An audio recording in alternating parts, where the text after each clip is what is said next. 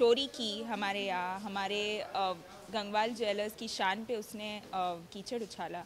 इतने सब कांड करने के बाद उसने डॉली पर भी हाथ उठाया, आपने देखा होगा तो उसे धक्का दिया, उसे मारा।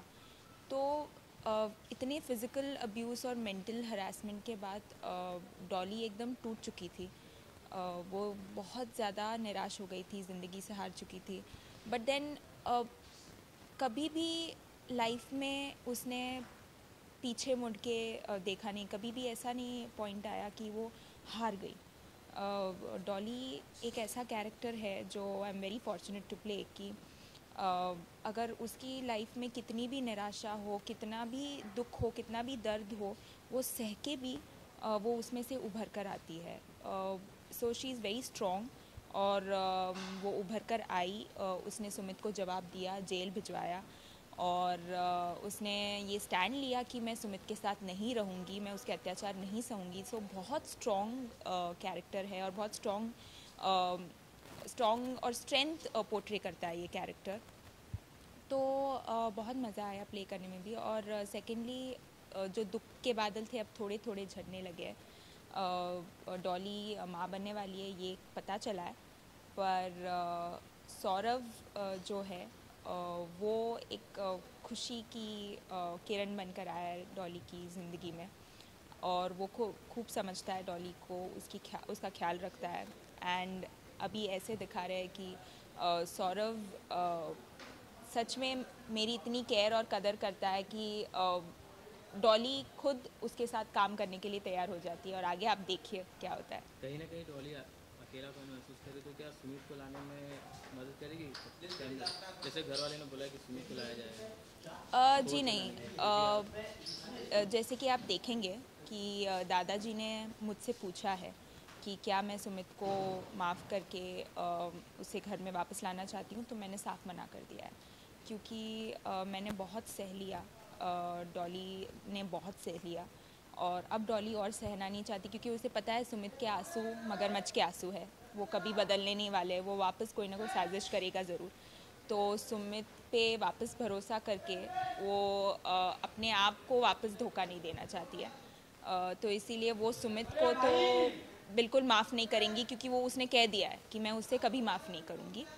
वो आगे बढ़ चुकी है लाइफ में, वो कुछ करना चाहती है, कुछ बनना चाहती है, अपने बलबूते पर वो कुछ हासिल करना चाहती है, जो वो करेगी। आप ऐसी महिला को रिप्रेजेंट करते हो, जैसे देश में ऐसी कई महिलाएं हैं जो अपने पति का अत्याचार सह रही, तो उनके लिए क्या मैसेज देना चाहेंगे आप? मैं यही मैसेज देना चाहूँगी कि डॉली की तरह बनिए। आपकी ज़िंदगी में भले कितने ही उतार चढ़ाव हो, कितनी ही दुख हो, कितनी ही दर्द हो, कितने ही ऐसे मौके आएंगे, ऐसे इंस्टेंसेस आएंगे आपकी लाइफ में जो आपको तोड़ कर रख देंगे, आप टूट जाएंगे। पर टूट के भी सह के भी आप खड़े होते हो, वापस उभरते हो, उससे सीखते हो। और पीछे मुड़ के नहीं देखते, आगे चलते हो। और सीख के कुछ ना कुछ आगे अपने बलबूते पर करना चाहते हो, ये बहुत इम्पोर्टेंट है। तो अगर एज अ फीमेल और as a women if you do this, ये सबसे बड़ी गौरव की बात है। आज की सीन की बात करें तो जो सौरभ ने आपको नींबू खिलाया, तो कितना पूरा नींबू डाल दिया था कि थोड़ा था? नहीं, जब वो नींबू डाल रहे थे बेसिकली, तो हम थोड़ा चीट कर रहे थे इनिशियली। पर उसके बाद जब उसने अपने शॉट में नींबू डाल दिया था, तो नींबू मेरे मुंह में जाने के बदले मेरी आंखों में चला गया था। तो इतनी आंखें जलने लग गई, मैंने बोला ये क्या कर दिया तूने। तो ऐसे होता है बहुत बार शूटिंग के टाइम पर कि नींबू यहाँ के बदले वहाँ लग जाता है, बहुत बार निशाना यहाँ के बदले वहाँ लग जाता है। तो बट अच्छा इट शो वाज में फन। अच्छा शो में आगे क्या ट्विस्ट आएगा, उसके लिए कुछ बताएंगे?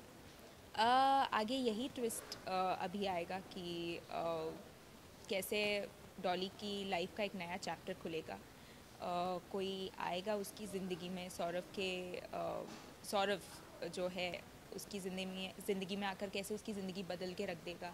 और उसे एक सहारा देगा, एक उसकी स्ट्रेंथ को सपोर्ट करेगा, और उस पर विश्वास करके कैसे वो एक दोनों खुद पर विश्वास करके बिज़नेस चलाएंगे। हम जो हैंडलूम का बिज़नेस है वो फिर से शुरू करेंगे, और फिर से चलाएंगे उसे और आगे बढ़ेंगे। तो ये बहुत बड़ा ट्विस्ट है। जहाँ भी जाती हूँ मुझे लोगों ने बहुत अप्रिशिएट किया है मेरे काम के लिए। और प्लीज़ आप इतना प्यार हमें हमेशा देते रहिए। इस शो को आपके प्यार की, आपकी सराहना की बहुत ज़रूरत है। तो